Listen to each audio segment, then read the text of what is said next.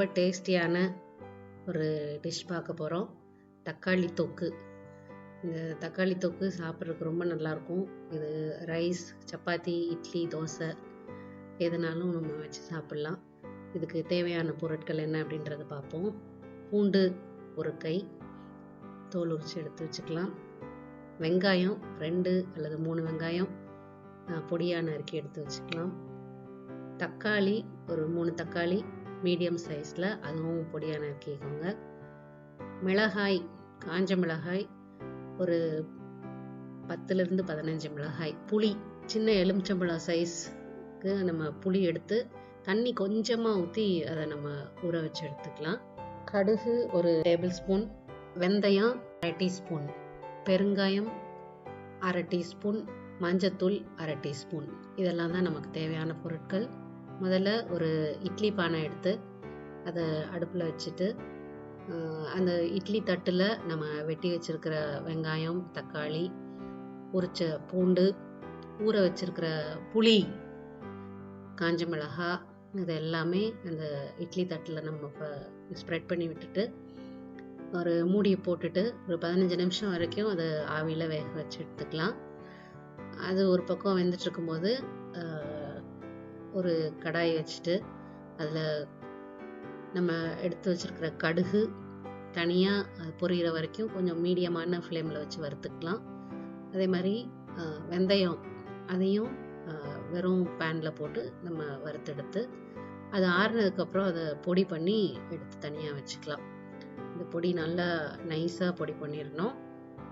அப்போ தான் நமக்கு தொக்கில் போடும்போது அது நல்லாயிருக்கும், நல்ல வாசனையாக இருக்கும். இந்த தொக்குக்கு ஒரு டேஸ்ட் வாசனையும் கொடுக்கறது இந்த பொடி தான். 15 மினிட்ஸ்க்கு அப்புறமா நம்ம அந்த இட்லி பானையை திறந்து பார்க்கலாம்.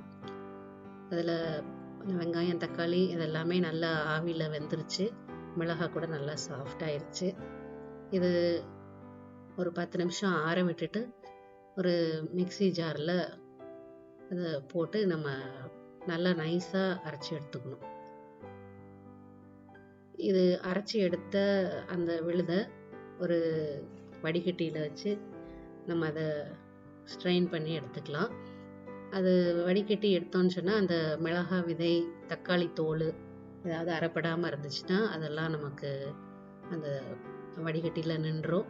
அப்போ நமக்கு தொக்கு எந்த சின்ன சின்ன திப்பி இல்லாமல் அது நல்லாயிருக்கும் சாப்பிட்றதுக்கு.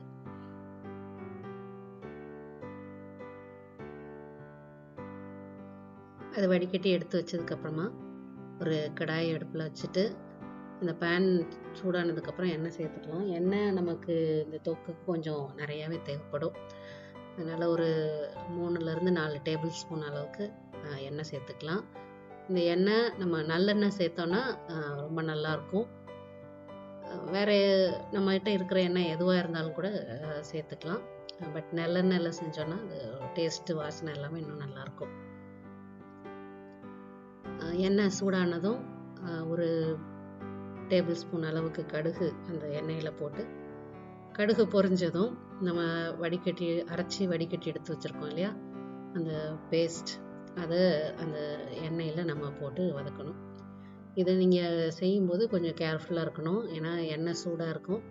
இது நம்ம போட்டோன்னா மேலெல்லாம் தெரிக்கும். அதனால் ஃப்ளேம் நல்லா சிம்மில் வச்சுட்டு இந்த பேஸ்ட்டை நம்ம அதில் சேர்த்து நல்லா மிக்ஸ் பண்ணிடலாம்.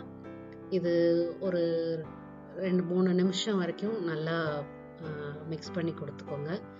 அதுக்கப்புறமா ஒரு மூடியை போட்டு ஒரு 5 மினிட்ஸ் அது நல்லா அந்த எண்ணெயில் குக் ஆகிற வரைக்கும் மூடி போட்டு நம்ம வச்சிடலாம்.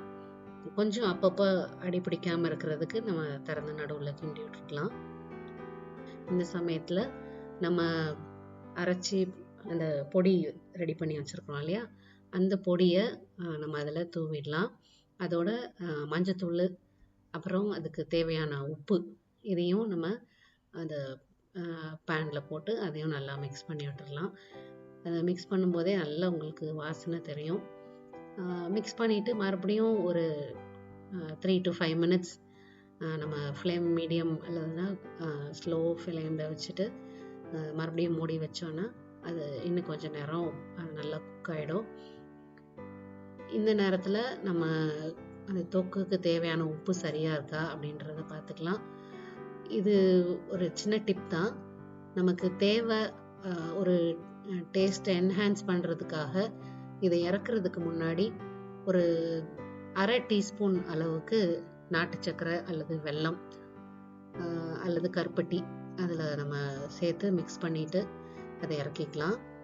இது போடணும்னு அவசியம் கிடையாது. இது நம்ம சேர்த்தோன்னா டேஸ்ட் கொஞ்சம் என்ஹான்ஸ் பண்ணி கொடுக்கும். சேர்த்து மிக்ஸ் பண்ணிட்டோன்னா நமக்கு நம்மளுடைய தொக்கு ரெடி ஆயிரும். இது நல்லா ஆறுனதுக்கப்புறம் ஒரு ஏர்டைட் கண்டெய்னரில் நம்ம மாற்றி எடுத்து வச்சுக்கலாம். இந்த தொக்கு நீங்கள் வெளியே வச்சுருந்தீங்க அப்படின்னா 1 வாரம் வரைக்கும் தாராளமாக அது கெடாமல் இருக்கும். எடுக்கும்போதும் நம்ம ஈரம் இல்லாத ஒரு ஸ்பூனில் எடுத்தோன்னா தாராளமாக அது 1 வீக் வரைக்கும் வெளியே வச்சுக்கலாம். ட்ராவல்கெல்லாம் இது ரொம்ப நல்லாயிருக்கும் யூஸ் பண்ணிக்கிறதுக்கு. ஃப்ரிட்ஜில் வச்சு யூஸ் பண்ணுறோன்னா தாராளமாக 1 மாதம் வரைக்கும் நம்ம அதை வச்சு யூஸ் பண்ணலாம். இந்த ரெசிபி நீங்கள் ட்ரை பண்ணி பாருங்கள். கண்டிப்பாக உங்கள் எல்லாருக்கும் பிடிக்கும்னு நினைக்கிறேன். மறுபடியும் இன்னொரு வீடியோவில் பார்க்குறேன். பை.